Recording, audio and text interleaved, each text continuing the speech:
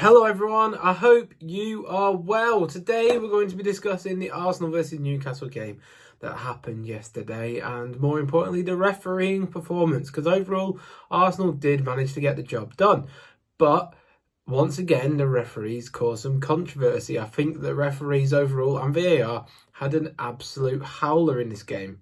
Don't worry, I'm not going to be fully going for Arsenal, but I will put each incident on the screen as I discuss them so that you have that reference point anyway. So, without further ado, we will discuss the issues surrounding refereeing in the Premier League. For me, in my opinion, early on, Joel Linton should have been seen having a yellow card. He absolutely hacked Saka down in the first sort of 3-4 minutes. And for me, there's no arguing that should have been a yellow card, and ultimately that could have changed the game at one point, because see, he gets his yellow card there and he kicks his ball away in petulance like he did later in the game, then maybe in that instance he gets sent off. And obviously 10 men, the advantage having 11 men, the extra man that would have on the game, could have been telling for the result. So I do feel like the Joel Linton one was an obvious missed error from the referee, where he should have given a yellow card, and I think he probably didn't because of how early in the game that it happened. But for me, it's an absolute stonewall yellow card. So that's the first error that the referee made, and ultimately meant that Newcastle escaped without a red card. Now, the second one we'll discuss the Newcastle ones first, and we'll discuss the Arsenal incidents second part of the video, in terms of like the Gabriel penalty claim and all that. So Jamal Lascelles at one point went up for a header with Gyökeres and grabbed his mouth like this, and you'll see it on screen now. And it's fair to say that it could be classed as violent conduct. It wasn't good whatsoever, and ultimately Gyökeres actually went up heavily in my expectations by the basis that he didn't really complain for a red. He didn't do a Voltmarder and be like, he's just grabbed my face, and he just got on with the game. I don't think it was a red card, by the way. I think that's probably a yellow card, but you could feel aggrieved that it wasn't given as a free kick, should I say, because that was horrendous officiating. But ultimately, in terms of the impact of the game, I don't actually think that incident would have had too much impact on the game as a whole. What we will discuss, though, is the Bruno Guimaraes handball off the Martinelli shot. Obviously, Martinelli cannoned the ball, and Bruno Guimaraes had his hand outside, like at a right angle, and the ball cannoned off his arm, and that wasn't given as a penalty. And I believe that was personally a pretty stonewall penalty, especially in 2025, where things are given by things cannoning off arms. So I think the referee ultimately got that decision incorrect, and it should have been a penalty kick to Arsenal because of Bruno Guimaraes' handball in the box off the Martinelli shot from outside the box. Then you got to look at the other incidents. So Gyökeres early doors was fouled in the box, or judged to be fouled in real time, and that has led to a lot of controversy because it was then overturned by the referee going to the monitor. Now, for me, I don't believe that it was a penalty kick. I'm just going to put it out there. The keeper got the foot on the ball, which ultimately meant that he hasn't committed a foul because he got there first, in my opinion. That's my interpretation of the rules. That's my interpretation of football. I don't like to see fouls given when players get the ball first. I think it's pretty wrong. But there needs to be consistency within the model of VAR. We are led to understand that VAR will only overturn issues when it's a clear and obvious error. Now, for me, that minuscule touch of the ball doesn't quantify as a clear and obvious error. So for me, in my opinion, that shouldn't have been overturned. I think in the rules, it isn't a penalty, but the actual action doesn't quantify what should be a clear and obvious error, meaning that I think it was wrongfully overturned, the decision. So therefore, for me, in my opinion, we should have had that penalty, and that would have massively changed the course of the game. If Arsenal got that penalty and say Gyökeres converted it, then it's a completely different game that early on. It could have actually worked out in Arsenal's favour, though, the fact that the game played out like it did, because if we'd got the goal that early and Newcastle started pushing and the crowd had got momentum, then ultimately they might have got breakthrough and we could have lost the game. But just for this argument, I do personally believe that was one, a penalty because you can't overturn the referee's decision.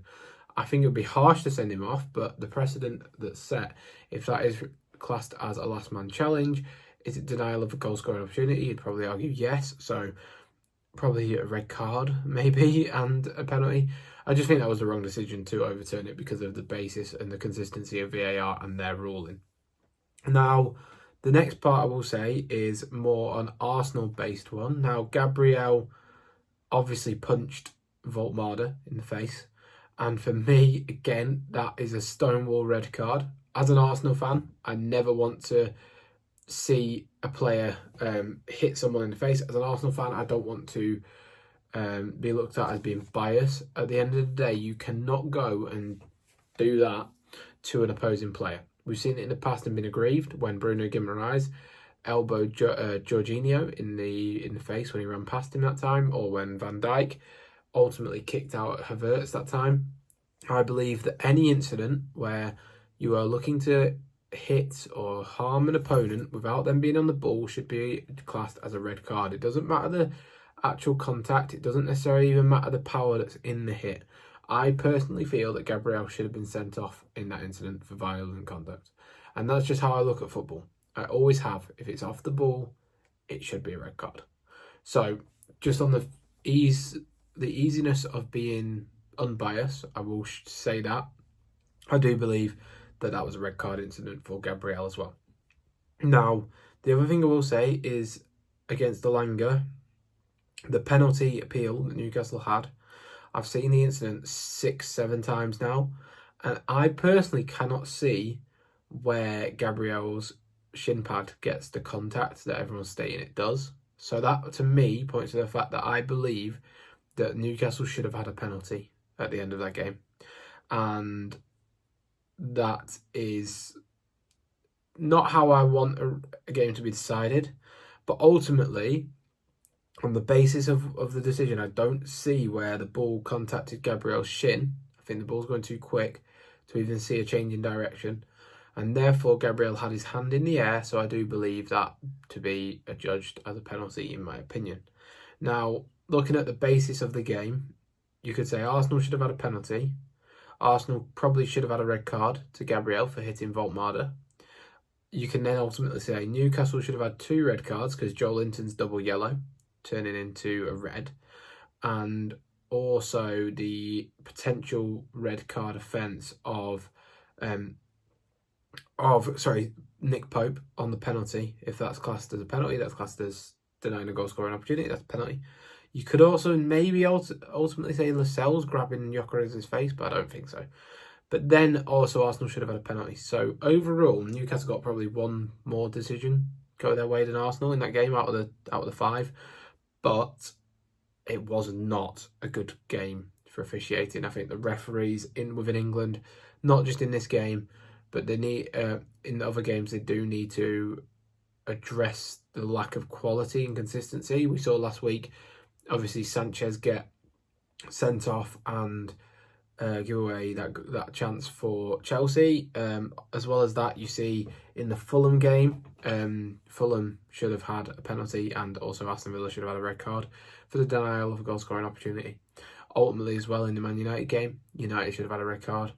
In the Liverpool game, Salah handballed the goal, so that should have been no goal counted for Chiesa.